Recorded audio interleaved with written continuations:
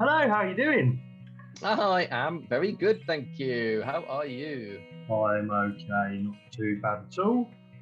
I got a message on Instagram last week from one of our regular listeners saying, "When's the next episode coming out?" No way. I was like, I feel like we've made it. We've actually got a following who are interested in when we release podcasts, which blows my mind. I don't get what's happening. No, I'll tell you something else that blows my mind. So I've updated you previously on where we've got listeners because Anchor, who host our podcast, provide certain analytics. So UK, we've got like 88% of our listeners are in the UK. That's it, to be expected, I would have thought. Yeah. But we also have listeners in the USA, Sweden, Germany, Chile, Costa Rica, Hungary, Belgium, Hong Kong,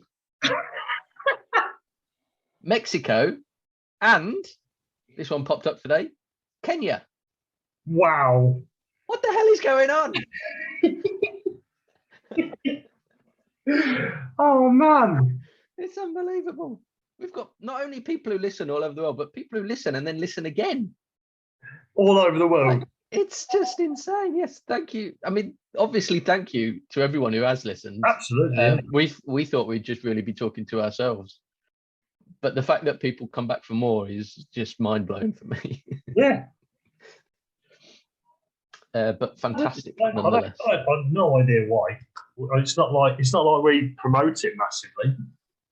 No, it's only an Instagram post, isn't it? Yeah. That's it. There's no budget. There's no advertising. No.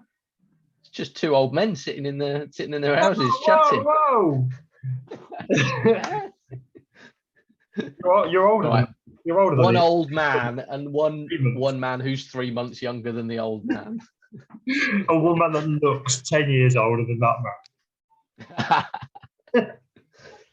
So that's where we are. That's incredible. Yes. Thank you, the rest of the world, for listening. Yeah, obviously, absolutely. There must be something wrong. We've been mentioning Vegan Camp Out in just about every episode so far because we're so excited that we are actually going. Yeah.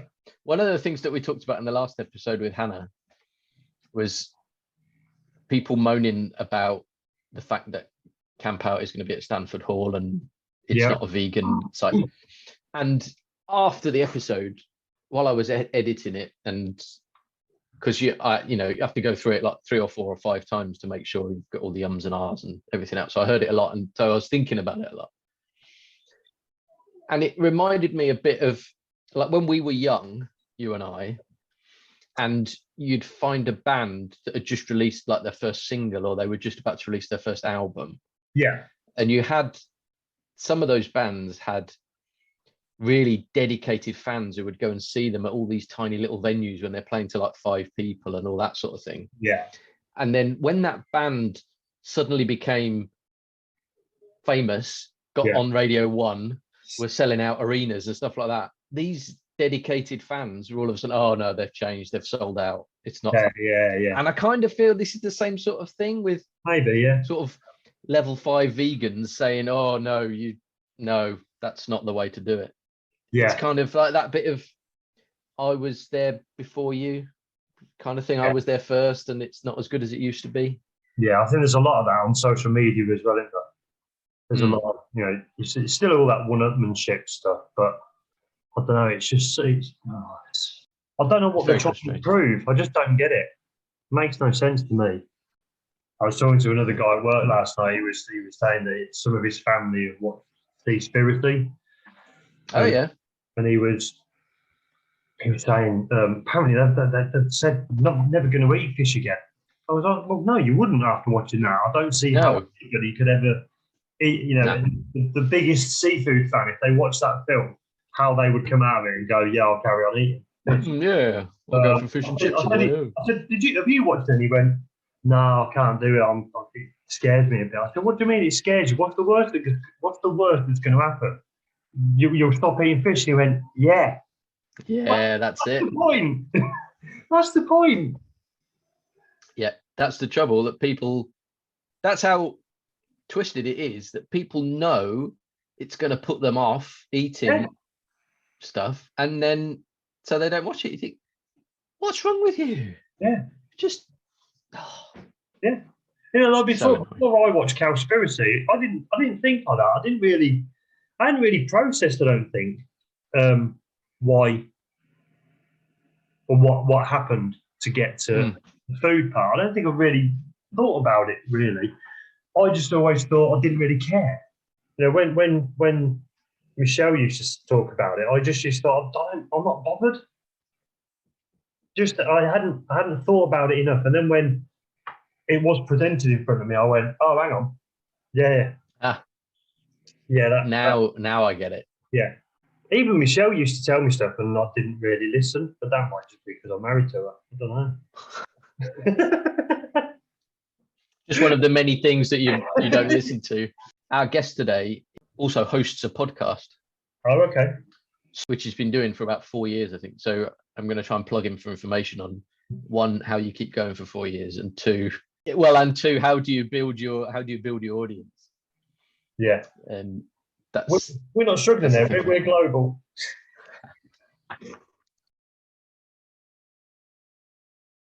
If you want to get involved, you can find us on Instagram, Facebook, and YouTube. Just search for How I Vegan Podcast. And if you want to email us, get in touch at howiveganpodcast@gmail.com.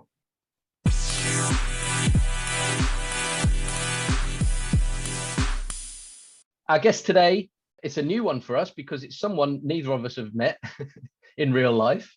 I've been stalking him on TikTok and Instagram for the past few weeks, and he actually volunteered to come on the podcast, which is amazing, and has just admitted to us that he's listened to previous episodes, which is even more amazing.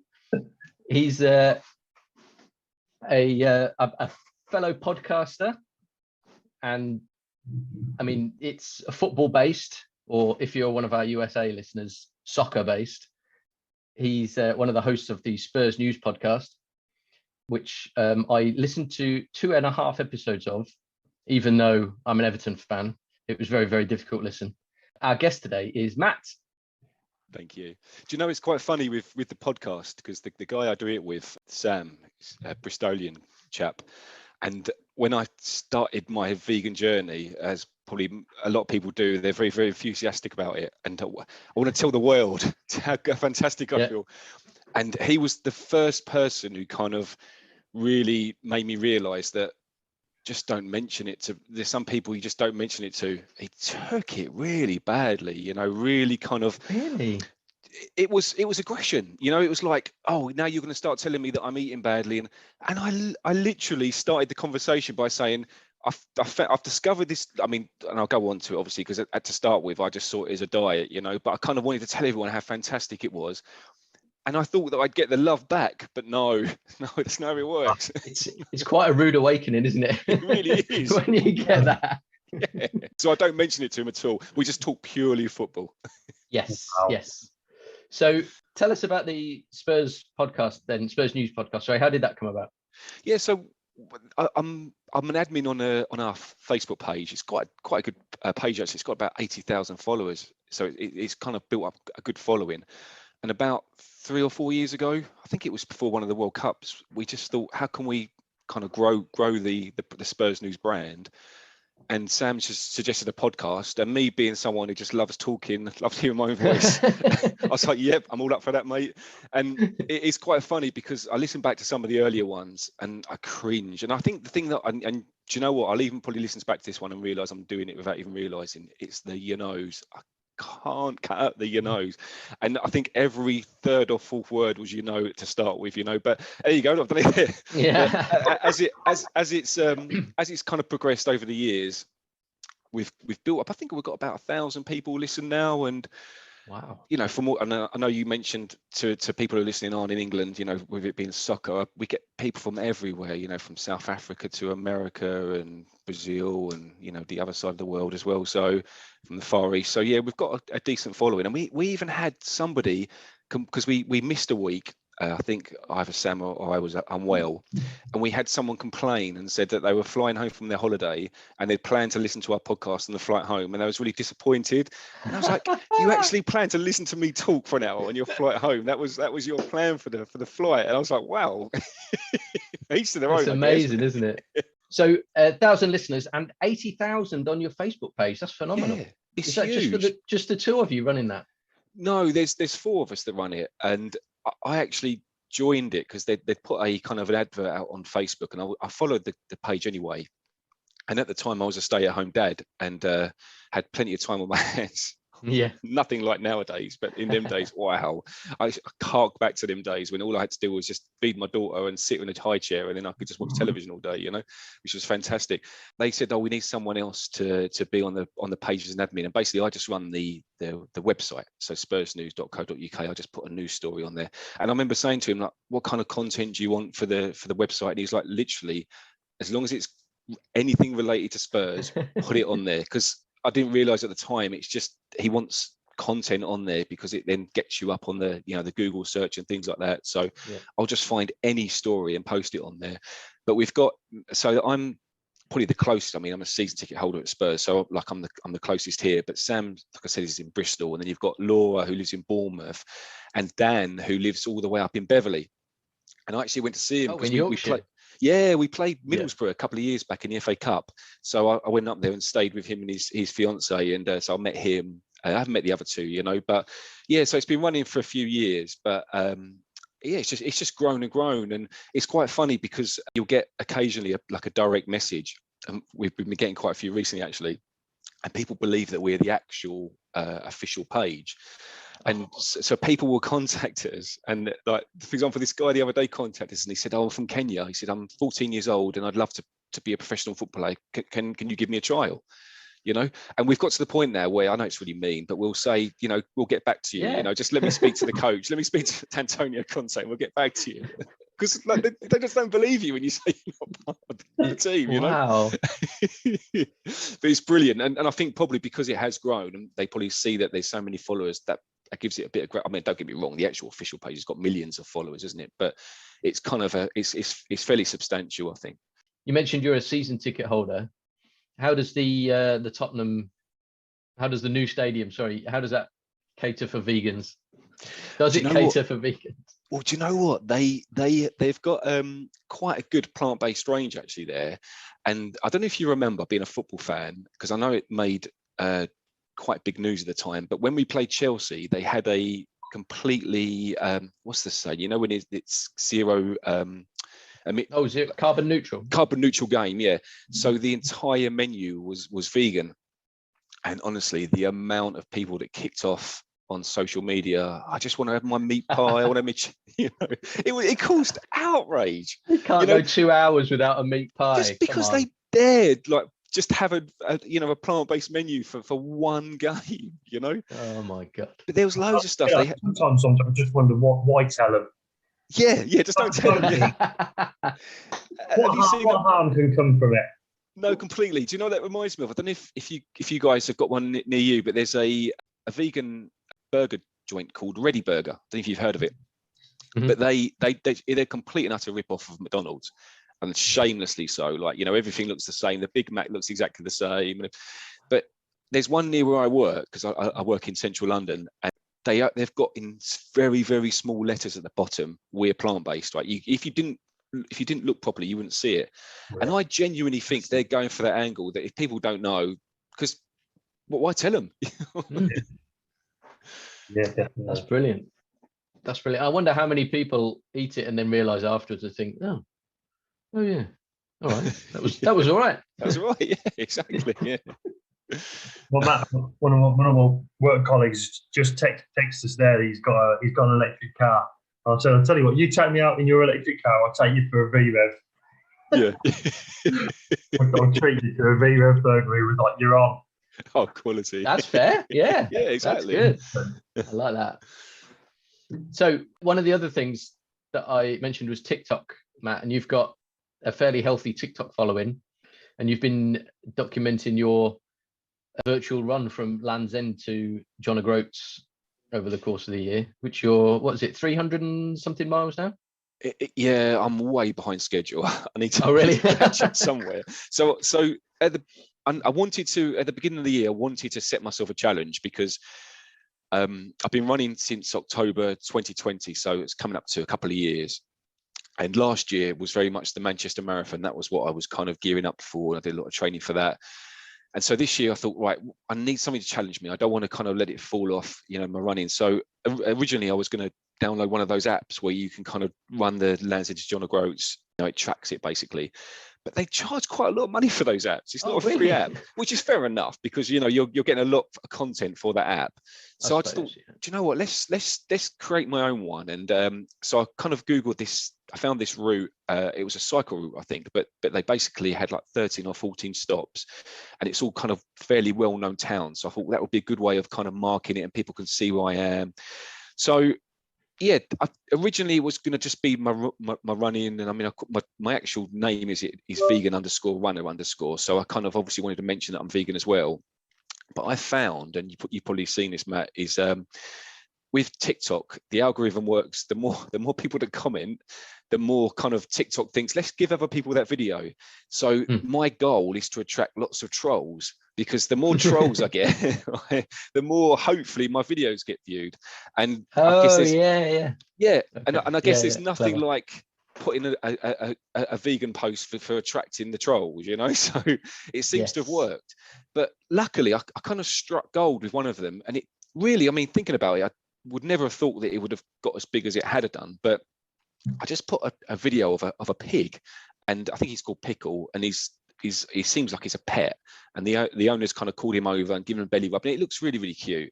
And then at the top of the TikTok video, I just said, there's no need to eat meat to live a perfectly healthy lifestyle. And it just blew up, absolutely blew up. And at the time of talking, I think I'm on about 820,000 views for this video, which is insane, isn't it? Absolutely insane. Wow. For me, it doesn't seem to be any rhyme or reason why this video has blew up, but it has, and off the back of that, I managed to get myself a couple of thousand followers, and obviously all the views. And some of them I put on there, like I put one on a couple of comedy ones that hit over 100,000, but that's been the one that's really helped me kind of blow the account up, so it's fantastic. Yeah. So how do you deal with the trolls? Because I mean, I'm fortunate that my social media followings are so small that no one actually notices that I'm here. So it's not a problem for me. But I know there's plenty of people who do get some really, really horrible stuff. So how do you deal with that?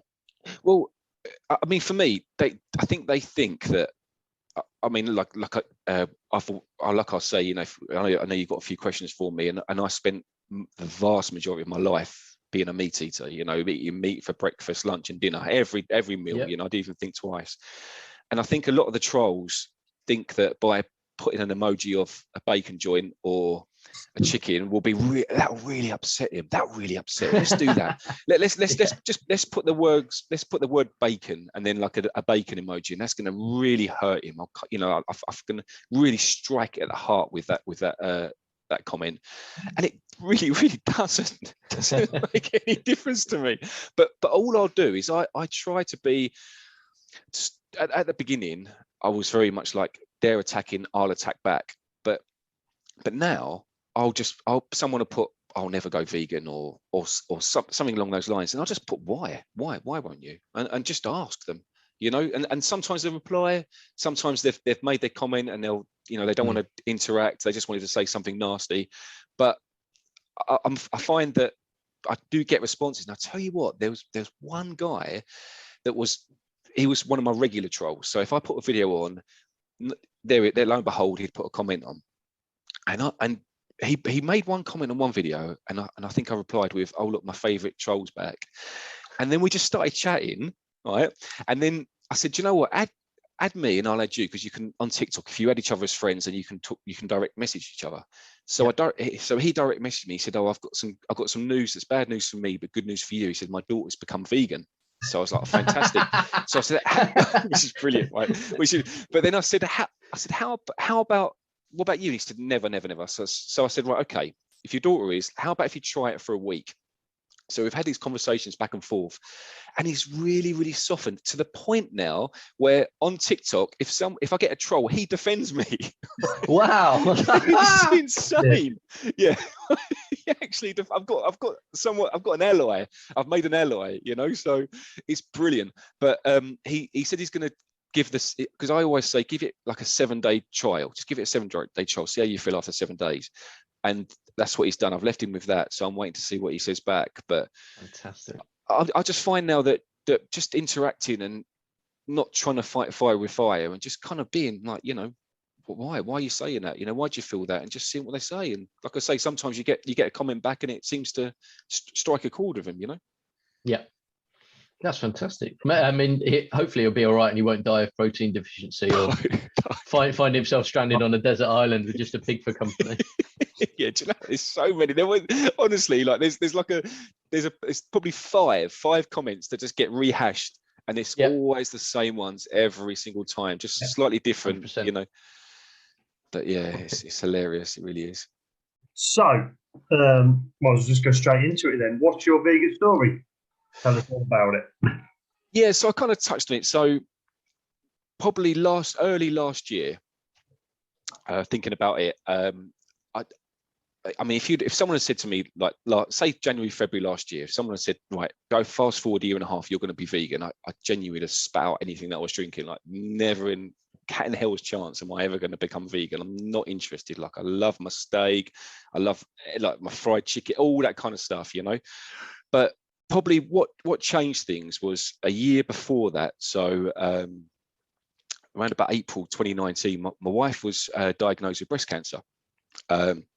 Luckily, they kind of caught it a couple of months before it spread anywhere further than just her breast. So luckily, they were able to remove it. You know, she had a mastectomy and everything, and they kind of removed everything. So she's in remission now.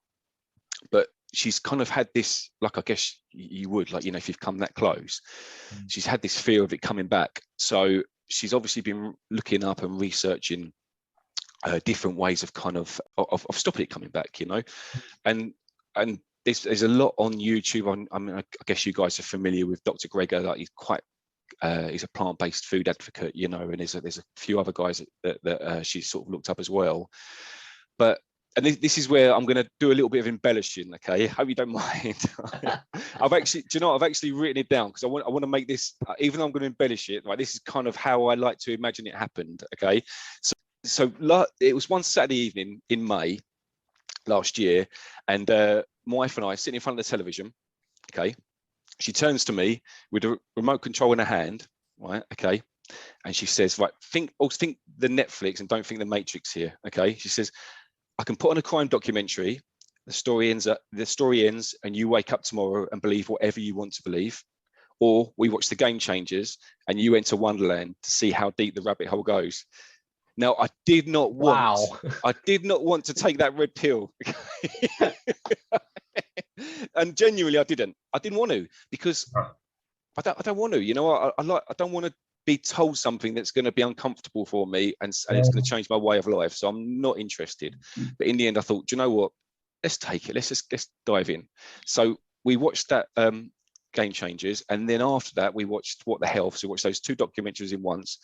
And I swear, that was the last day I ever consumed any meat or dairy, intentionally anyway. That was the day. Yeah. That's basically the same as us, and it was except it was Cowspiracy and What the Health. I haven't seen What the Health, yeah. Same sort of thing. Oh, haven't you? Okay. So for me, it was Cowspiracy, then What the Health, and that was it. Bang. Yeah. What the Health? Obviously, it's as you guys know, it's based in the US, but it's just in it.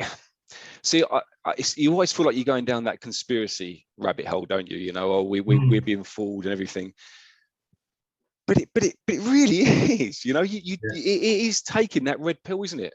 Like, I genuinely, since that day, I feel like I can't see the world the same way I did before that. Yeah. And it just and it feels like the rabbit hole gets deeper and deeper every day. I used to have this thing that if you could be cynical about any statistic that's put out there, I always felt that.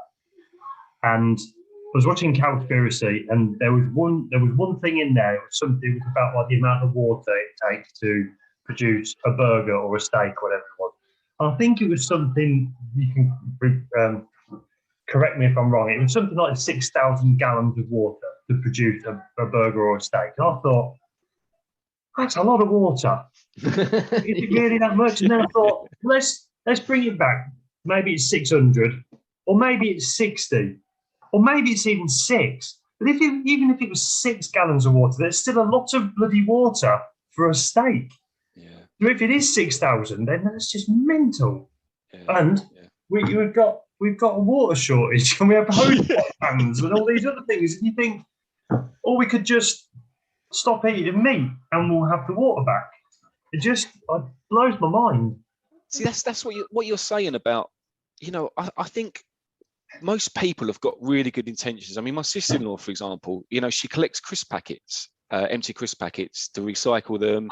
And like when we go away, we didn't do it this year, but we occasionally go to Southwold, so my wife and I, her parents and her sisters and their family as well, and they'll go and pick litter in the evenings, which is fantastic. It's really good. Don't get me wrong. I don't want to criticise that. It's really good, but it, like you said, it pales into utter insignificance compared to going on a vegan, like having a vegan diet, doesn't it? Yeah.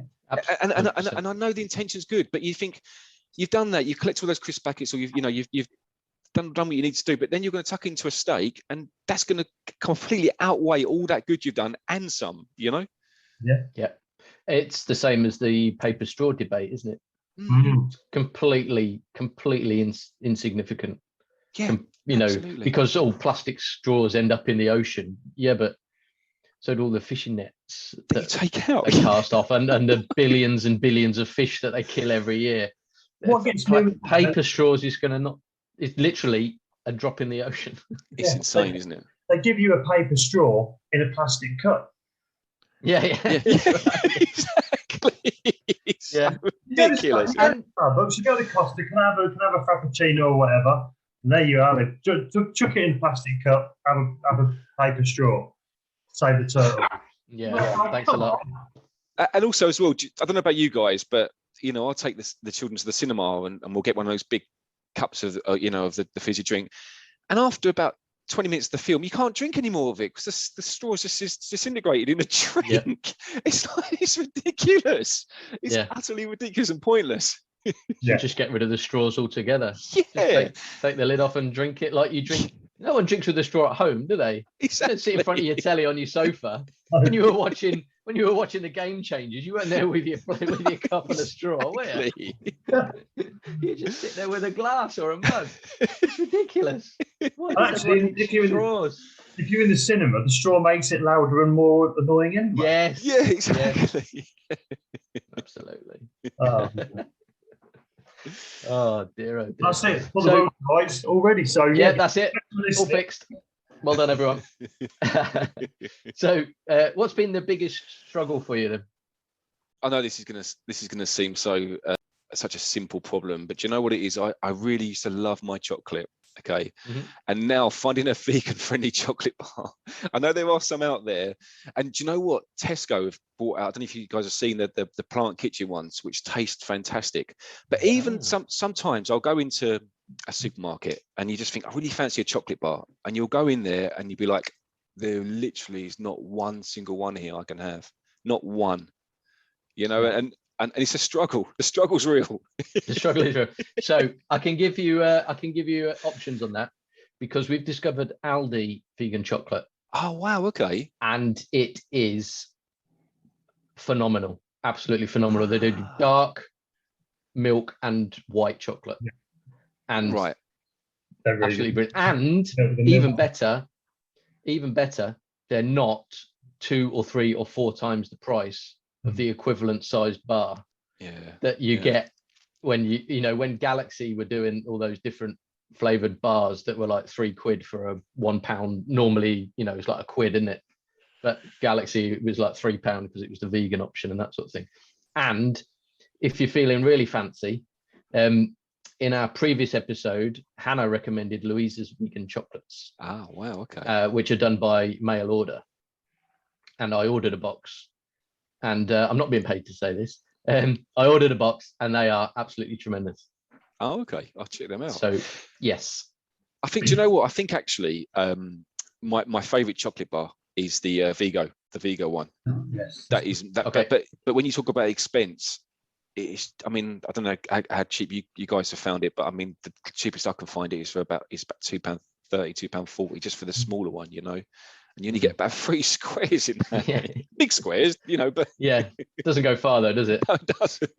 I'm not sure what happened with Bourneville either, because there was a thing going around one that they started putting milk powder in Bourneville, but then you look on the ingredients and it's not in there. And then there was a thing that actually it's just that they've changed their production lines, and it's now like one of them, what do you call it? It's like cross contamination. Oh, cross contamination. Oh, okay. Yeah. It's I think it was the Bourneville buttons are run on the same production line that another milk product is on. So actually, Bourneville should still be all right, but don't quote me on that. Any vegan that is listening and is going to troll us for being ill-informed. Yeah. Do you know which one upset me the most was Pringles turning into mate, I was so upset about that. Unbelievable. Yeah, and do you know what? It whittled down to Texas barbecue and smoky bacon, and I love those two. And then when they changed them last year, I'm like, that's it. Now you've just taken it. All we've got left is really sorted. It's just it's so frustrating. Why do you need to put milk powder in it? There's literally no need to, is there? You know, all these manufacturers that are working on ways of veganizing their products by taking milk out of it, and they actively put it in. Yeah. Come on. Doesn't make any sense, does it? That's such a slap in the face. Somebody didn't get the memo. No. I mean, it's bad. I mean, Pringles are pretty bad because those cardboard tubes are actually not recyclable because it has the foil is sort of bonded to the cardboard, so you can't recycle it. So in some ways, it's from a environmental point of view, I don't feel so bad about not eating Pringles. Sure. Yeah, that makes sense. Yeah, I used to love those Texas barbecue ones. So, when you made the change, what did your friends and family think? On the whole, they were kind of fine about it. There was an occasion I remember we went to my wife's parents' house, and we found, like, I think they found a Chinese that had about 2 or 3 vegan options, and you kind of sit there and they're like, oh, here's the vegan options, and it's like you're being given this really alien food that no one would ever go near or touch, you know. And you just think there's so much food that you eat that is vegan, any fruit, any vegetable. It's like they've got this label, haven't they? And they're like, right, that's vegan food, so we don't touch the vegan food. So, and I genuinely was like, try it. No, it's fine. You've probably eaten all of these ingredients, right, at some point. It's just because it has that label on it. It's not something to be scared of, you know. But I find the biggest one is my dad.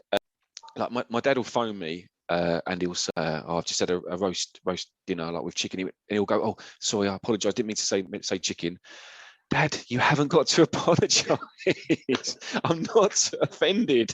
You know, it's like he's really uncomfortable about, like, how do I kind of interact with him now? You know, there's no difference to me apart from the fact I've just cut out. You know, obviously, like, it's not just a diet thing, but as far as a diet goes, I've just cut out meat and dairy. You know, so it's nothing like, you know. But I think there's this misconception or this preconception with people, isn't there, that they just. It's like you've adopted this alien ideology, you know. They can't get their head around it, you know. And with my dad as well, he asks me quite a lot. Oh, I'm really worried about your health. I'm really worried about your health. And I think for the first 42 years of my life, I was the unhealthiest I've ever been. You know, I used to eat fried chicken all the time, the grease, and I used to wake up genuinely every morning with this kind of ache, like a physical ache, and it you know, you imagine your heart sort of down here and above near my right arm, it's where your arteries are, and it would be that straining feeling. I can imagine my arteries just clogged and strained, and ever since I've exercised regularly and now, you know, on a vegan diet, I feel so healthy. I feel the best I've ever felt. Yet now's the time to worry about me and my health. Doesn't Yeah. make any sense. That's a great one, and that's something Carrie touched on one of our recent episodes when she was bringing up vegan kids, and she was constantly being asked, "Oh, are they getting all the right stuff and everything, all the right nutrients? Are they healthy?" But other parents who were taking their kids to McDonald's and KFC weren't being asked the same questions. Yeah. Like, that's okay. Yeah. Absolutely bizarre. Let's not question them about their health. No, because doesn't they're make doing sense. it. They're normal, if you like. Yeah, completely. Yeah, people just don't get it. So how have things changed for you? Well, obviously, I know I touched on it earlier, but it's just how my health and my fitness. Obviously, I've got the running that's come with it. I wasn't a runner before, so it's not just being vegan, but the two things combined, being vegan and running, has just completely changed me. The way I look, the way I feel. I mean, we talk about TikTok and some of the trolls on there. I did have a troll a month or so ago that was trying all they could to upset me, and in the end they said, "Well, you don't realize that you're talking to someone that's really young, and what are you, like 30?" And I'm like, I'm 43. I'll take that. So prove my point all by yourself, mate. Yeah, exactly. Yeah. So it's obviously I'm looking good. Oh man. Oh, that is fantastic. I love that. What was it that prompted the getting into running? Yeah, it was one of those things where, so in lockdown, when the first lockdown, I'm sorry to have to talk about lockdown. It's one of the things we try to forget. I'll bleep it out, don't worry. Please, yeah. But I feel like, not obviously always the case, but there tended to be a lot of people that went one or the other way. So you have people that put on a lot of weight, or you have people that were like, actually, I'm going to lose some weight, And for the first, so up until about July, so from March when it happened to July, in my previous job, I was basically had to stay at home because I was on the train. So I was, I hate to say it, because mind you, people don't mind ticket inspectors. I wasn't a parking, parking warden. They're the ones, traffic wardens. You're not a traffic warden or an estate agent, so you're fine. Yeah, there you go. Right, because I think I think the reason why people like ticket inspectors is because you get on the train and you justify having a ticket. So you think, well, I'm glad I bought a ticket now, because if he hadn't come along, then it would have been a waste of time and the gates might be open the other end. So he's actually justified me spending all his money, So because everything was, the trains weren't running, we was basically told to stay at home, and we was coming in like 1 or 2 days a week, and it was just basically man the gates and everything. So we wasn't working much. So I was at home a lot, and I was finding that I was drinking a lot of alcohol. I mean, I'd kind of fill a pint glass with Jack Daniels and Coke, and I'd get through about 3 or 4 of them easily in an afternoon, and then I'd order Chinese takeaway, eating takeaways all the time, and that's when I really got to the absolute heaviest. And it got to about June or July, and I'm like, I've got to do something now. This is silly, and it just something just clicked in me, and I did the couch to 5K, and graduated. I don't think that's what they say. I graduated from that. And then probably what helped was, because we were still in that kind of lockdown era, there wasn't any runs happening anywhere. So because I was kind of a newbie to it, I was just going online and getting these virtual medals. So I'd like run a 10K or run a half marathon and get a medal sent to me. And I've got a whole box full of medals that my wife kills me, because I want to put them on a shelf or put them in a frame. She's like, no, they stay in the box in a drawer. I don't want to look at these medals, but I must have about 50 of them, But it was really motivating me, and I think you get to this. I don't know if with you guys, but I just found that it become like an addiction. I just wanted to get the next one. I wanted to run another 10K, and it just become like this thing that grew and grew, and obviously culminated in me running the Manchester Marathon. Don't get me wrong, I'm doing the Amsterdam Marathon in October, so it wasn't the only one that I'm going to ever do. But something just clicked, and I can't go back now. This is me now. This is, until my legs give up on me, I'm a runner. And the same with being vegan. I'm going to be vegan and until the day I die. And I'm going to hopefully run for quite a while. I mean, you see I saw I posted a TikTok of this guy that's still alive, I think, and he's 100 and something, and he still runs. So there's hope for us all. Wow. Yeah, he's I think he follows a plant-based diet as well. which is brilliant. You know, it's a good advocate for that as well. Yeah, he's still one of that age. So let's hope for us all. Yeah, I guess. Yeah, I won't be doing that. Now this might be the furthest we've got into any episode so far. Before I mention this, but you're a member of Vegan Runners as well. I am, yes. Yeah. I think that is a record. First not vegan runner. Matt is a vegan runner, but he's not a vegan runner that I've met in real life. Right. So it's one of the things that really shook me when I first started paying attention at park run and various runs and stuff was meeting vegan runners and who were in advanced years, who could absolutely smash the shit out of a 5K or a 10K. Yeah. And the last one I was at 2 weeks ago, there was a guy, he's 75. You would never think he was 75 to look at him. You'd say 60, 65 max, but he's 75. And he jogged it and finished in about 22 minutes. Wow. And it was no drama for him at all. He was taking it easy, probably, wasn't he? Yeah, it was literally, he went past me like like you can tell the difference between jogging and running. It's a different kind of activity. And he was clearly jogging. He wasn't going for it. And I was like, if I can get anywhere near him when I'm that age, sure. I will be so happy. Yeah. It was just phenomenal. And you think he's in his vest and everything. You're like, what a brilliant example. All those people he's going to go past, who are going to see that on his vest. Absolutely. Bloody vegans. They'll still be saying, "Oh, he'll clap when he gets home," though. Yeah. Do you know what though? I found when I ran the Manchester Marathon, I mean, Manchester is the home of veganism, isn't it? That's where I think it originated from there, didn't it? The guy that kind of almost. Oh, really? Yeah, I did look it up, and I think the guy that actually invented the word vegan is from Manchester, so it is the home of veganism, really.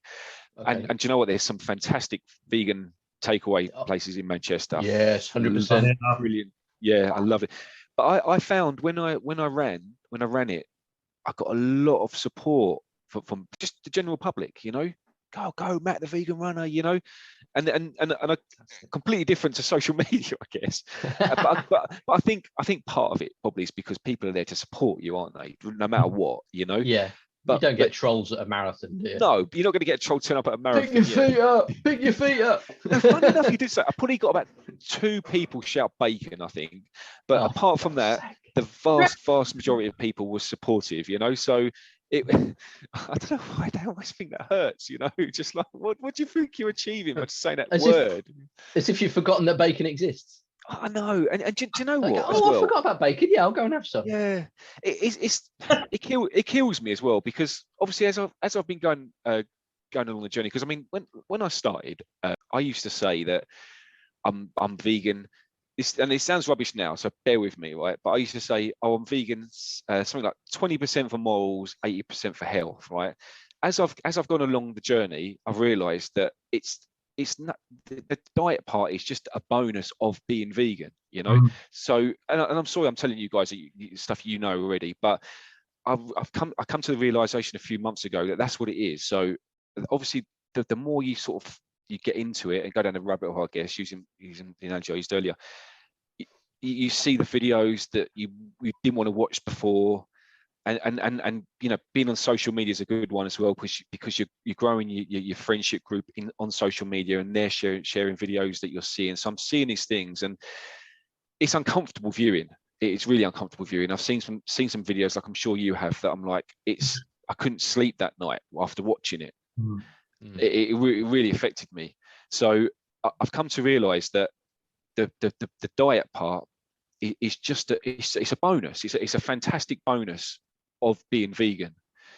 But when people shout bacon, I know they're trying to hurt, and it's obviously it's a water off duck's back for me, but you just think I'd love to just stop and say, have a think about it, like, you know, what these poor animals go through, you know. And I know it's an off the cuff comment you're trying to make to be a troll and to be nasty, but and that's the thing I find, it's so bizarre. And I mean, I took, you know, you talked about football earlier. I was at the Spurs West Ham game, and it was just after Kurt Zuma had been I think he was arrested for the cat incident. He got prosecuted for it. Yeah, and he got booed, obviously, but not by the West Ham fans, but he got booed by our fans every single time he touched the ball without foul. Every single time he touched the ball, he got booed, right? Now, I agree with that because what he did was disgusting, right? But can you imagine, right, if I stood up, and bear in mind the kind of the demographic of football fans in general, if I'd have stood up and said, guys, I don't just hate this guy, I hate all people that treat animals badly. I'm vegan. I would have got probably booed more than him, right? Yes. And Is it about the vegan pies? Yeah, but it's so illogical. That the whole thing is so illogical. You've got all these people that are booing him because he mistreated an animal. Yet if you just even touched on what all these animals go through like I'm not saying that being kicked is a horrible thing, but I'm sure the vast majority of farmed animals would take a kicking as opposed to what they actually go through, you know? Yeah. The same fans who were moaning about the fact that the stadium went vegan for one game. I know. It doesn't... were booing a guy for kicking a cat.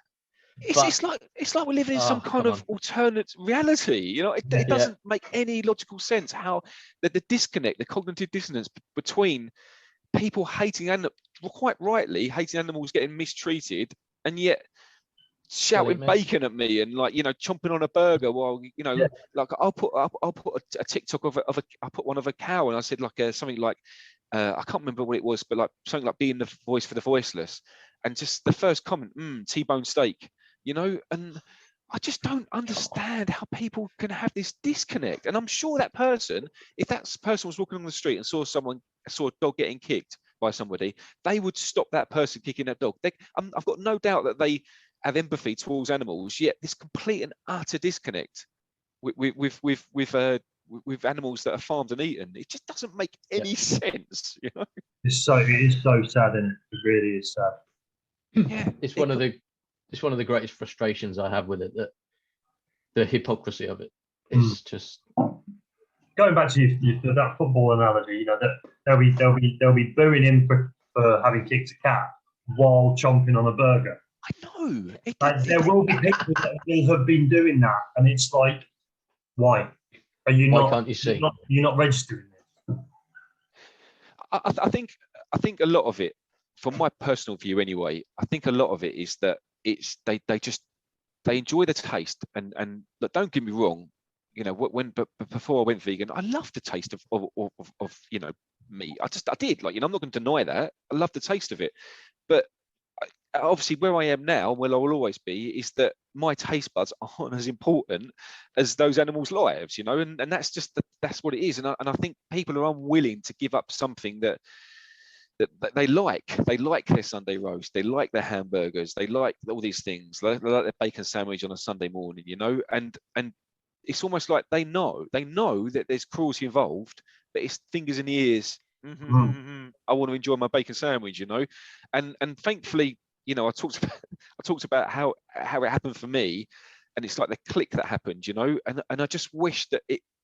I mean, I know it from what I hear, it's definitely a growing movement, and we are getting bigger and bigger every year. But I just feel like we just need the clicks to happen in people's heads. You know, more and more people, you know, that click to happen. I think, hang on a second, this isn't matching up with my morals. That's why every time people moan about when you share stuff on social media, and every single time I share something, that is exactly what I'm thinking. Because I'm hoping that one person out of a couple of hundred friends that I have will go, I've seen all the stuff you share, and it was always nonsense, but that one hit me. Yeah. I'm just waiting for that one moment. Yeah, sure.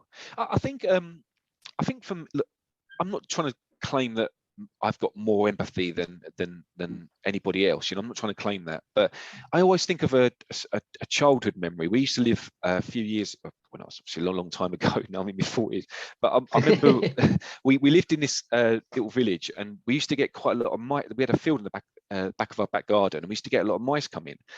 And I remember once we had a cat, and I had 3 younger brothers as well, and my mum's opened the cupboard door, and there was a mouse in there, right? So she's quickly slammed it and screamed, and then she got our cat, open the door, put the cat in, and then shut the door again. And I can remember crying, right? And everybody, my mum, my brothers, my dad, everyone took the mickey out of me. Oh, come on, what's wrong with you? But it really, really hurt me, because I just thought, that poor little mouse, he must be so frightened in there, you know? And like I say, I'm not trying to claim that, I don't know, well, I don't know, is it, some people just, I mean, I'm sure people do have the empathy. I'm sure the empathy is there. But I just wonder because you've just, it's so ingrained to kind of not think about it, you know, that people can't make that connection.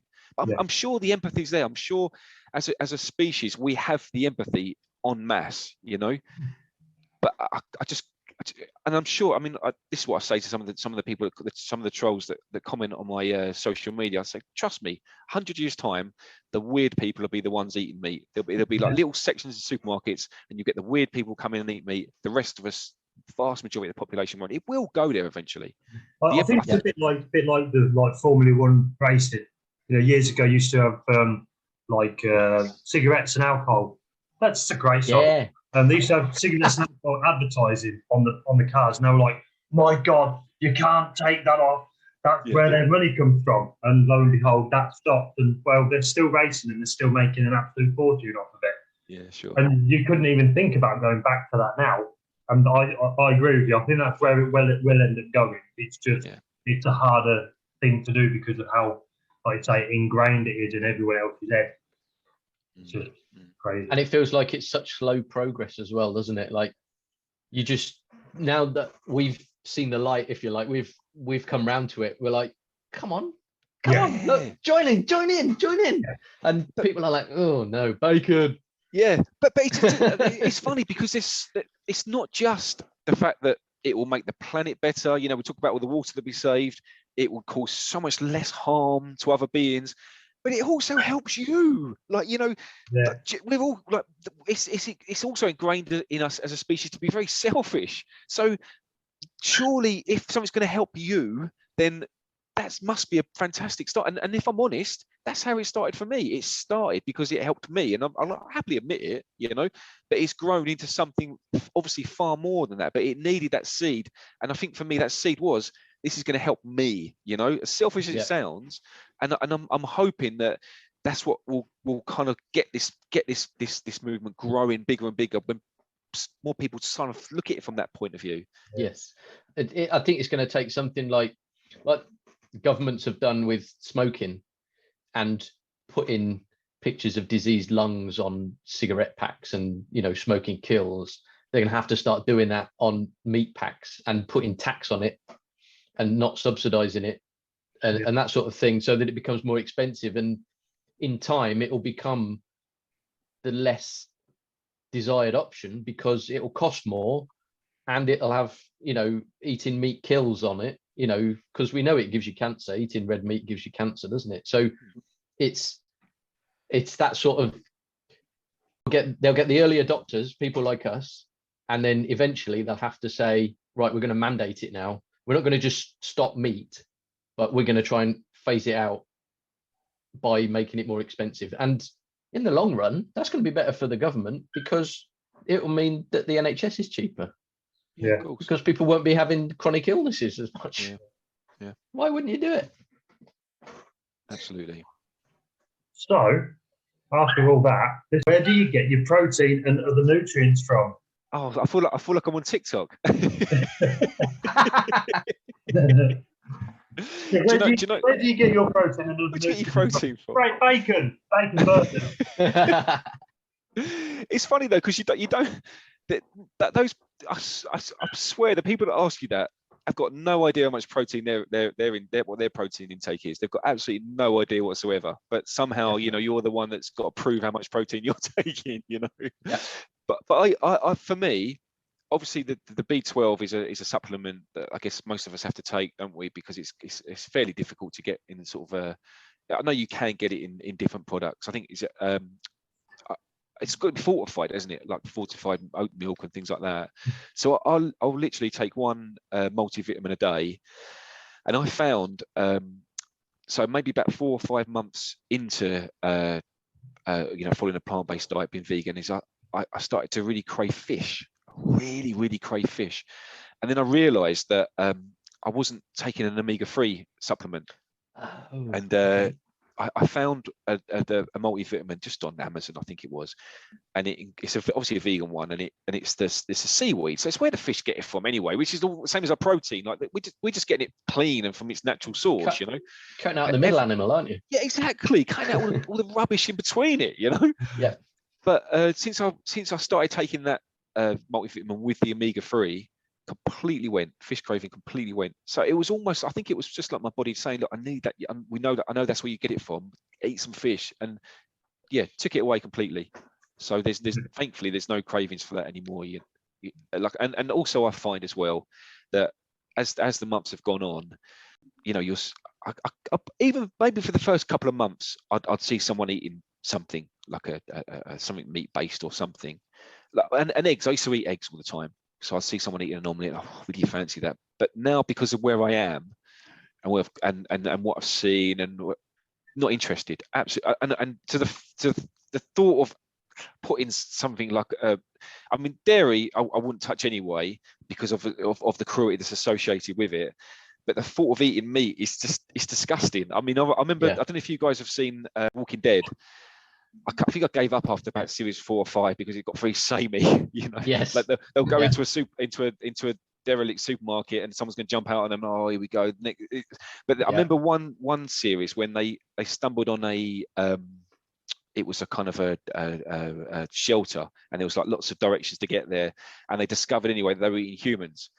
They turned up at this place and they offered them like a bowl of meat, and they're eating it, and then they realized that they were going to be the next ones, and they kind of were over the bucket almost to get their throat slit, and they got away with it. But I can remember thinking, even then, this was like a few years ago, the thought of it is just disgusting, and that's where I am now with any animal products. That's how I feel. It makes my stomach turn, just the thought of eating any animal products. Yes. You mentioned family, are they vegan as well? Have you got like a vegan household or not? Yeah, so my wife, she's more, she says she's vegan, but she's kind of, she's plant-based. I'd say she's plant-based more than vegan. She kind of is, she's almost 99.9%, but yeah. she I think if you were to ask her, she'd say she's plant-based, not vegan. With the children, we've got a 10-year-old and a 7-year-old. It's really difficult because I didn't want to make them and force them. There you go. Stop forcing me to be vegan. I didn't want to force them to be vegan. So I kind of have just hoped that they would follow my example and watch me and see how healthy their dad's become. And funny enough, we went for a meal a couple of days ago, and my son would normally order a gammon steak or something like that. And he said, "Dad, what's on what vegan options? I'm gonna have something vegan." And it honestly made my day, because I didn't tell him to. There was no suggestion. There was no forcing, and he did, and he loved it. So I'm just hoping that they kind of follow that. But it's difficult because, for example, their cereal, and this is where I feel like I'm not a true vegan, because I'll go to the supermarket to buy cow's milk, and I hate doing it, but it's because my children drink it, and my daughter's very, very fussy. She would not, and I've tried it, I promise, I've tried the oat milk, all the coconut milk. She's just not interested. She just turns her nose. So the only way I'm going to get to have cereal is to get that. But I'm contributing, I guess, which it breaks my heart every time. But I'm just hoping that it will get to a point as they get older, as they sort of follow, that there'll be less and less things I'll need to buy for them. But I don't buy anything for myself. I'll never, if I'm away, if I'm at work or anything, I won't sort of buy anything that's not vegan. Yeah, my daughter wouldn't. When we tried to, she tried to go vegan a couple of years back, and she did it for a bit, but I think she struggled in the end with the milk. She just couldn't grasp soya milk or oat milk or anything. So she always had cow's milk, and yeah, it's like, I don't know. She can't make that change. She said she loved pigs too much, so she wouldn't eat ham and sausages. Well, that's fine. What about cow? What about chickens? Well, I don't care about them. I love pigs, though. Oh, okay, great. I get occasionally the trolls will go, oh, you only care about the fluffy animals. This is love one they use all the time. You don't care about the poor insects and rodents that are killed for your crops.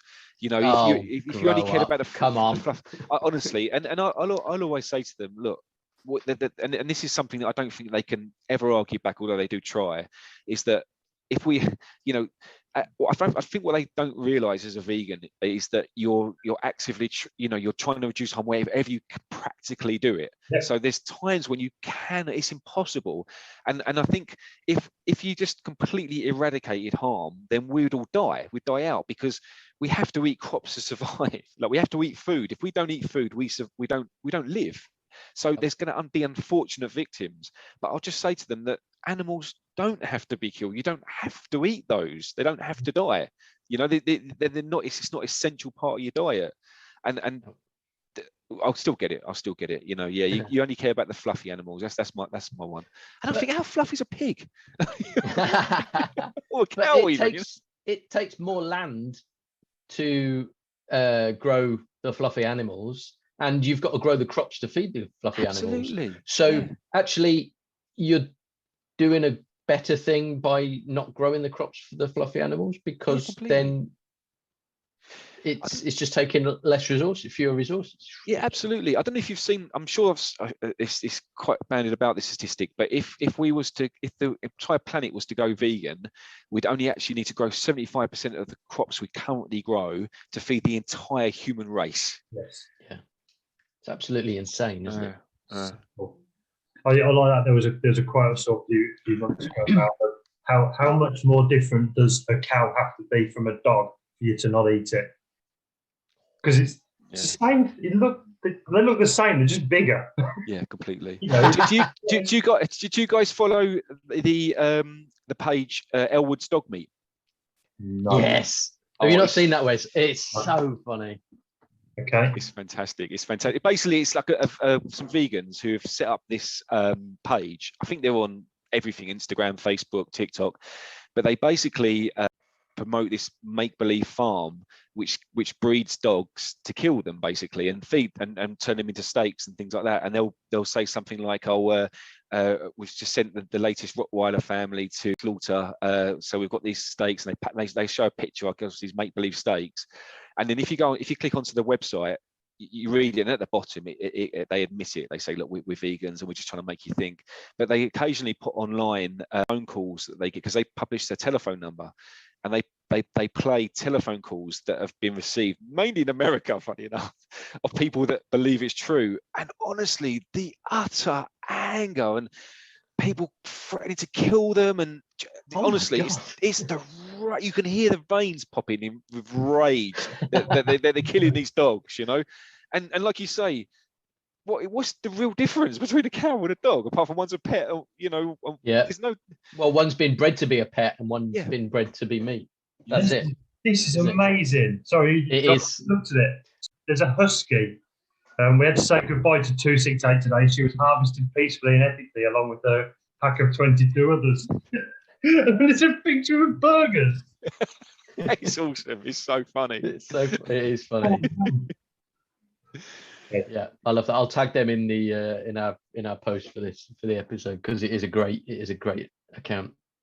What's the best thing about being vegan? I think for me, I know I mentioned it earlier, but I think being a voice for the voiceless, because I can imagine that, if I was to put myself in their shoes, I wish I wouldn't wish that on my worst enemy, and you can imagine just how miserable their entire short lives are if they knew that of this horrible race. It's a bit like, I guess if we was to be invaded by aliens, and they started harvesting us, and you knew amongst all those aliens there were a few that actually were trying to keep like they had our back, and they were like, we don't actually want to see these humans harmed like they are. And I feel like that's what we are to them. We're the good guys for them, and yeah, just being that voice for the voiceless. It's something that I get really thinking. It's one of those things where I don't know if you guys are the same, but although I'm aware of everything that happens, I try not to overthink it too much because it is so horrific, what happens to them. But knowing that I'm just doing and it is just a very, very small bit myself, but being on social media, doing that TikTok account, trying to talk to the trolls and, even convert one, I'd be happy with. I feel like I'm just trying my best to do whatever I can for them. And it's a nice feeling to know that I'm trying and I've got their back, Good answer, tick. So what's your favorite vegan product at the moment? Right, so being a devout meat eater for 42 years of my life, and obviously missing the taste of meat and not wanting the cruelty that goes with it, I've been looking for lots of plant-based meat alternatives. And Costco have brought out something called chicken. So it's chicken, but change the C for an S.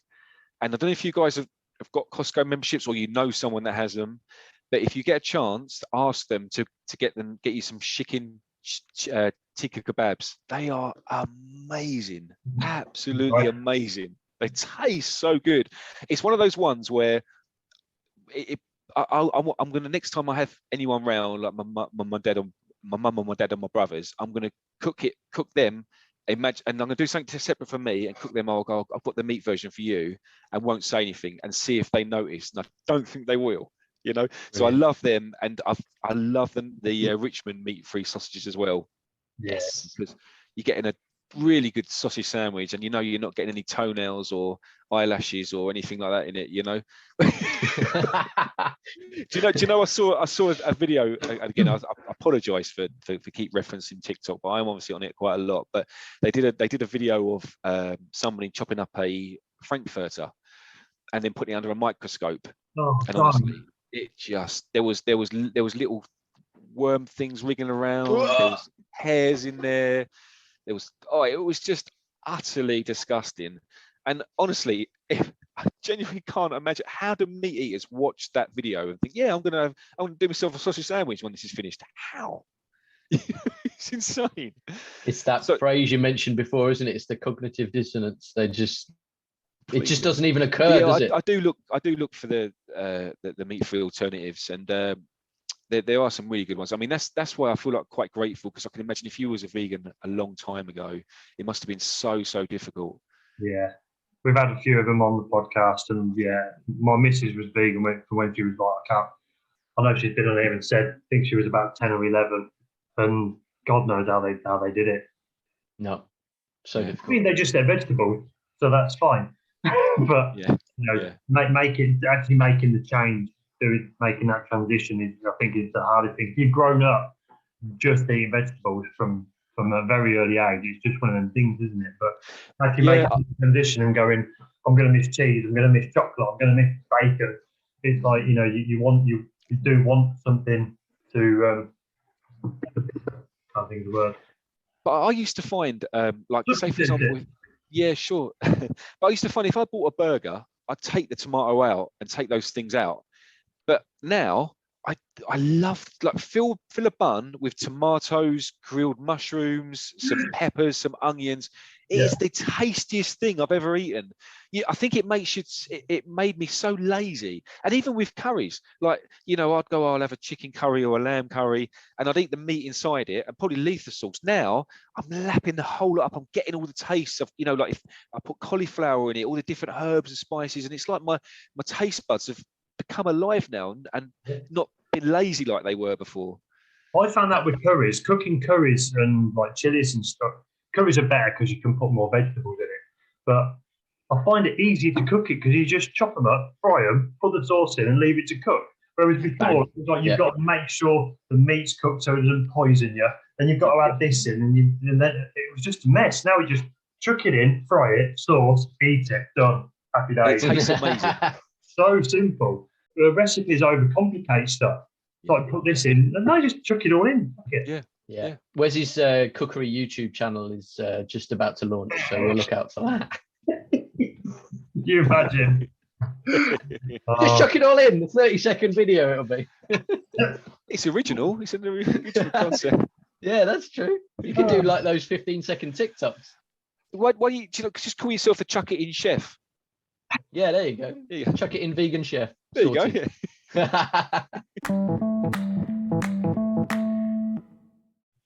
this is definitely something that we've both found, isn't it, Wes? That just talking to people about being vegan without someone saying, yeah, but what about bacon? It's just, I like live. This must be what heaven is like. Yeah. If Trying to defend yourself all the time. Yeah. People will come to you and they'll do that because I know we keep doing it in this episode, but bacon, but this, but that. Like, just go. We do it because of this. We enjoy it because of this. It's lovely. But this is the insane thing. You're spending your time trying to defend yourself, and aren't we the good guys? Look, why have we got to be so private about being the good guys? Yeah. It doesn't make any sense, does it?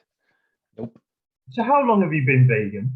So just over a year, 13 months. Over a year. Yeah. Wow. Yeah. And this passionate in that short space of time. Right. That's amazing.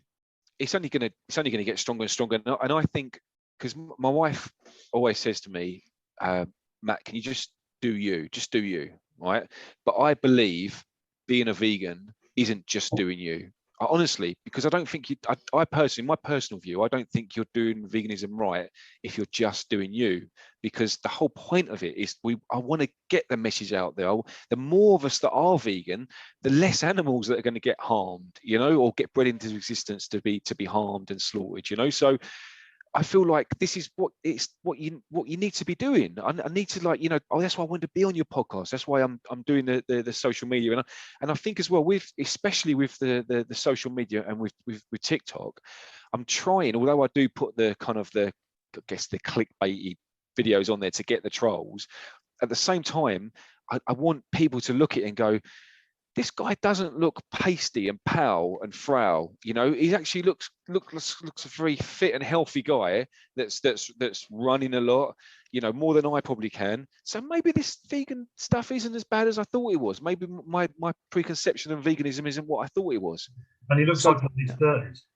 Yeah, they were 30. This person actually said 30. You're what? They're like, what are you, 30? Fantastic. You're not 30, it's 30. Don't try to add years to that. I sound like David Brent, don't I? You're just a chilled out entertainer, that's what you are. On the back of all that then, what advice would you give to anyone who's thinking about going vegan? So I know I think I did mention it before, so if I'm chatting to anybody and it looks like they're interested, as opposed to just being aggressive towards me, then I'll just say, just give it a go for a week. Just try it for a week, honestly.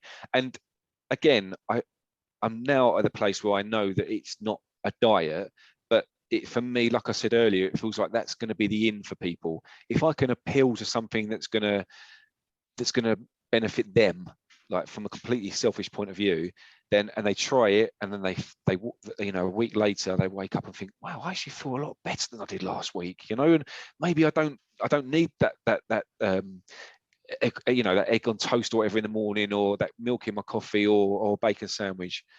And then I feel like then if you've kind of got an in with them, then hopefully it will grow into something that I've seen myself with myself. So that's what I try to do, just try to appeal to people's selfishness, which I think kind of works for a lot of people, because we are innately selfish creatures, aren't we? It's survival, isn't it? We're selfish to survive. Yeah. Yes. And also, if you look at it, if you say to someone, 100 million animals are killed every year just to be eaten, they'll think, well, I don't eat 100 million animals a year, so what difference is that actually going to make if I don't eat a few pigs and cows and chickens? But like you say, if you say to them, actually, what it means for you is you'll be healthier and you'll look 30 when you're actually 43 and all that sort of thing, but it is the selfishness, isn't it? It's actually them thinking, oh, so it is about me. Yeah. When really, in the grand scheme of things, it's not about them, but to get that, to get your foot in the door, that's a brilliant way of looking at it. Yeah.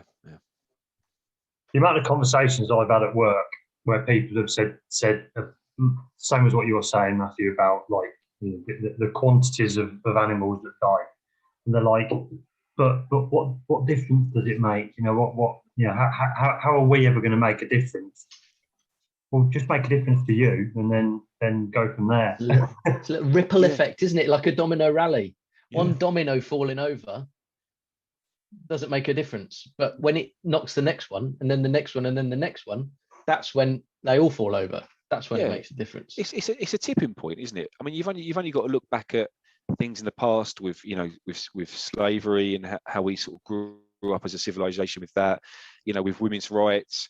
And I always imagine that people that I know it's maybe it's not the right comparison, but people who eat meat now, because it is the norm. It's just the norm, isn't it? It's just the normal thing, like I'll go and get a sandwich, for example, on my lunch break, and out of the 100 sandwiches, 98 of them have got meat or dairy in them. There'll be 2 that I can pick from, so it's normal.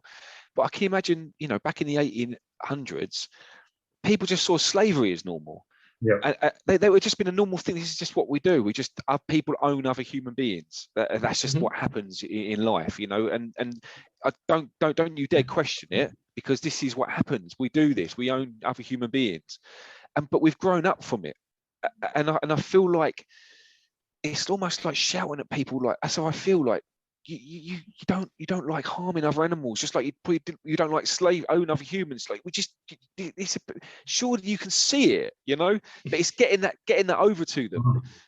And that's why I said, I said it earlier, but that's why I think there would be a tipping point. I think it will grow and grow and grow, and then it will just tip, and I think it will grow up. I think it's just civilization. We're constantly growing up, aren't we? We're growing up all the time.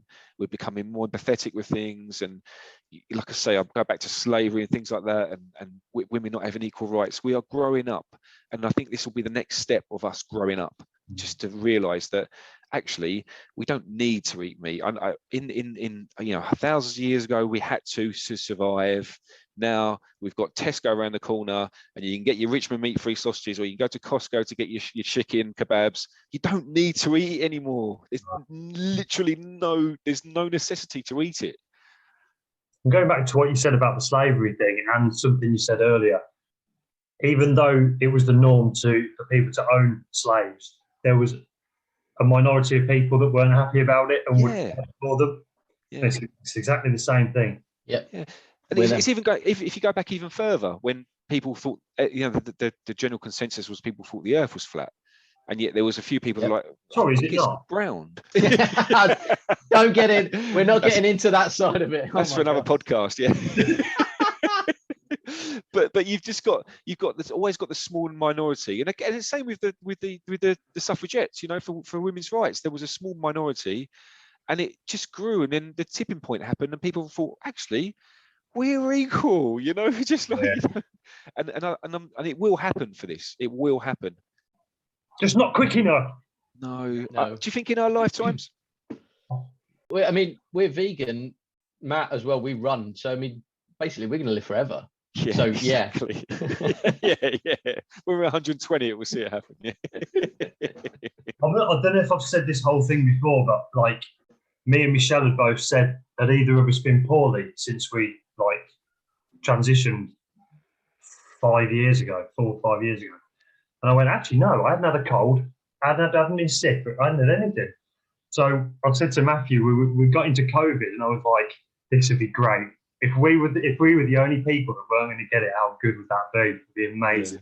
Yeah. And then just after Christmas, I got it. I was like, bastard. Yeah. So annoyed. I thought, I can't be a superhero. We thought we'd done it, didn't we? Yeah. And we both got it within a few weeks of each other. Yeah. 2 years of COVID and nothing. I was like, come on, we can do this.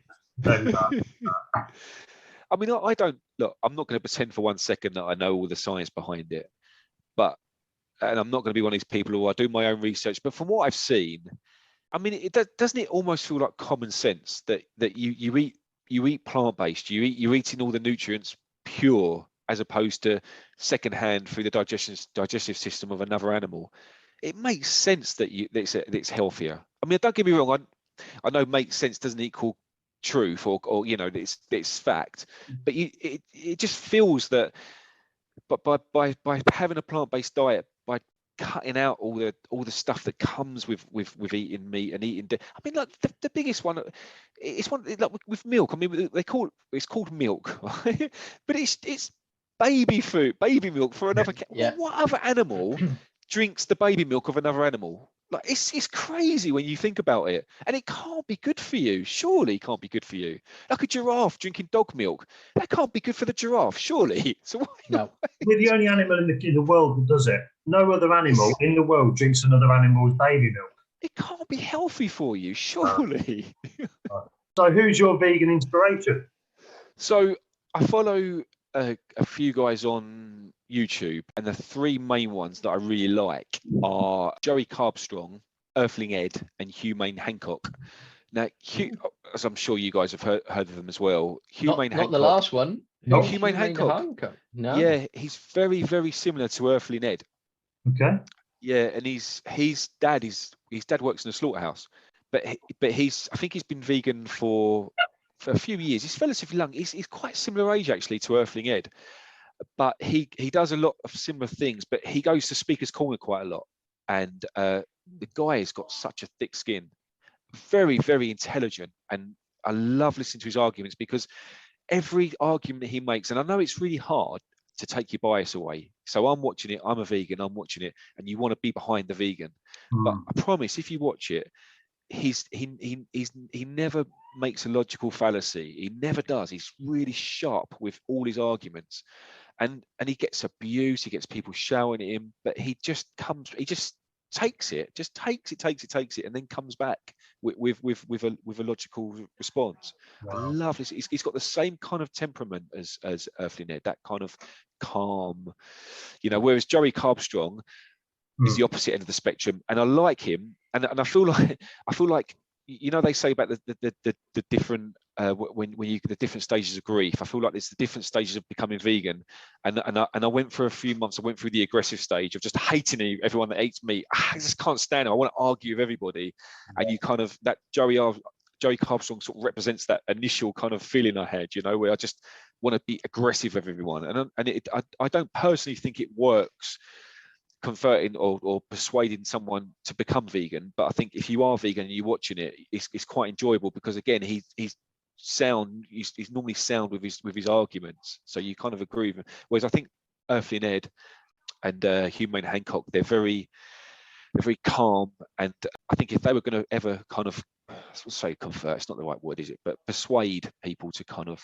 think about it and potentially become vegan, and they're the guys I think that they inspire me, and they inspire me when I'm on social media, because I use a lot of the arguments.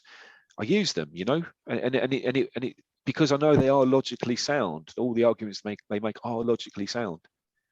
Yeah, I think I mentioned last episode about there's another guy at work was chucking an argument at me that he spoke to one of his relatives who was a doctor, and they spoke to them about me because I was vegan. I was like, yeah, whatever, that's a bit weird. And this doctor would come back and said, yeah, vegan diet's very good and all that, but the human body doesn't absorb nutrients properly. You can still get them, but it doesn't absorb them properly. And I said to him, but I can either not absorb nutrients properly, or I can have a heart attack or get cancer. I know. So I'm still going to absorb nutrients, but not quite as efficiently, maybe. But I'm not going to add to animal slaughter and not make my health otherwise bad. I thought they just pick at any argument they want to make you wrong. And but that's the thing. You'll watch the debates that they have, and they'll chuck different things, like they'll chuck the lots of rodents get killed when you grow crops and all the different things. But I genuinely, and this is just my own opinion, but I think when you kind of take away everything, it just comes down to I like the taste of it, and I don't like you telling me that I can't eat something that I like the taste of. I think that's what it comes down to, because every argument that's brought up when you watch these videos, they just fall apart all the time. They're always falling apart because they don't make sense, and I think I feel like sometimes they should just say, I just like the taste of meat and I want to carry on eating it. At least then you've been honest. Just be honest. Yeah, you've been honest. Yeah. But to pretend it's all these different things that don't make any sense. If that's what frustrates me, I think. Like the if you're on a desert island and there's a pig there argument, it's the most ridiculous thing in the world. Yeah. There's many, the protein thing you can argue, calcium, any nutrient argument you can have is arguable. But if you're ever stranded on a desert island and there's a pig, it's ridiculous. It completely is, isn't it? But they just pick it out because that's all they've got. Yeah. And also, that one in particular really annoys me, because if someone thinks that they would be okay with killing the pig, cutting it up, finding the right bit to cut, making a fire, cooking it enough, and then being able to eat it, and then eat all of the pig before it goes off, because you've only got however long you've got. It can't be long, can it? If you're on a desert island, it's going to be boiling hot, so it's going to be covered in flies within an hour or something. So what good is it actually going to do you? No, absolutely. Are you guys fans of Black Mirror, the TV series on Netflix? I'm not seeing it. No, I've seen a handful of them, but not all of them. There's one of them where they go into a restaurant and basically they get told. So they look at the menu and he picks a pig rack of pork ribs or something, and they're like, good choice. So they say, follow me, and they take him into a room, and then they give him a big knife, and they put an apron around him, and they say, basically, you kill the animal yourself. And the guy stands there with this knife, and he's looking at it, and the pig comes up and starts rubbing against his leg, and he just absolutely panics, and he drops the knife, and then they basically come along, and then take him away. If you can't do it, and then they cut the pig's throat, and then the next scene is him in the back on his table looking at this rack of ribs, and that, do you know what, I found that a really powerful scene in that, because you're right, people wouldn't actually, how many people would actually put the knife in the animal's throat? They wouldn't do it, would they? None of us would. I wouldn't. They could. I couldn't harm anything. It's horrendous, the thought of harming another being, but it gets supported on this massive scale, doesn't it, at the moment? Yeah. So other than that restaurant in Black Mirror, then what's your favorite vegan venue or restaurant? So you mentioned London. Have you been to the restaurant? It's a takeaway, the Temple of Seitan. Do you know what? It's around the back of King's Cross, isn't it? And yes. I've seen it. I've been past it so many times, and it's never been at a time that I'm going to eat. That's okay, so that's a shame. That's a real shame. But it's quite pricey, so it's definitely a treat meal, and it kind of, I guess for me and anyone that's vegan that misses the taste of like fried chicken, they've got it almost spot on. I mean, obviously it's seitan that's inside it, but it's amazing, absolutely amazing. And they do not just sort of the mock fried chicken, but they do. Especially, this is because they close at midnight as well. So if you find yourself had a few drinks, okay, and you want some really stodgy food, they do this obviously it's not real doner meat, it's the seitan, but it's basically a big portion of chips with all the seitan on top, shaped like kebab meat, and then loads of burger sauce, loads of mayonnaise. It's just proper junk food, but it tastes so good, and it's a real junk food hit.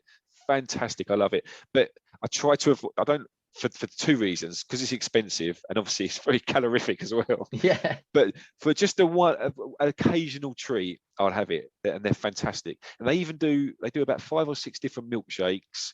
They're very sweet. I know they're obviously having to make them sweet because I presume they're using oat milk or something like that. But fantastic. Like they do a Biscoff one and a strawberry one.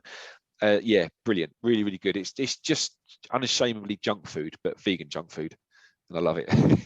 Fantastic. Do a good kebab, mate. Which one's that? They do like the kebab strip, the little strip things.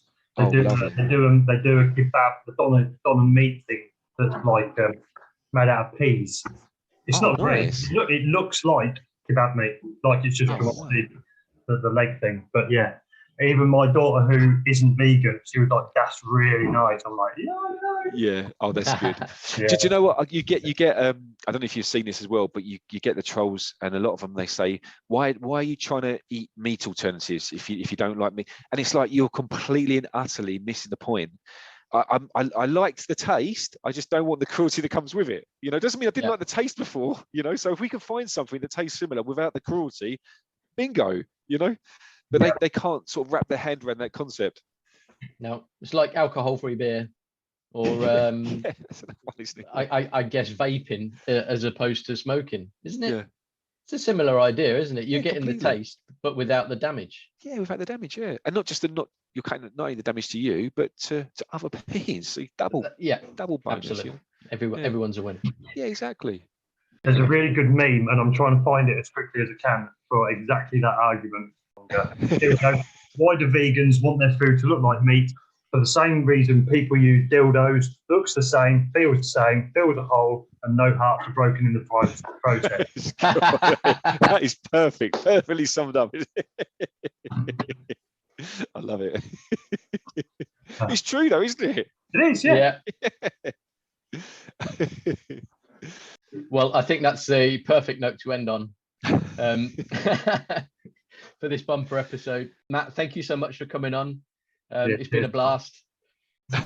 It's been an absolute pleasure to be involved in. Thank you so much for inviting me on. Thank you for coming on. It's been an absolute pleasure. Thank you. It really has. It's been good.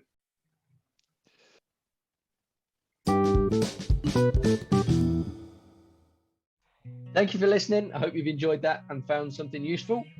If you want to get involved, you can find us on Instagram, Facebook, and YouTube. Just search for How I Vegan Podcast. And if you want to email us, get in touch at howiveganpodcast@gmail.com.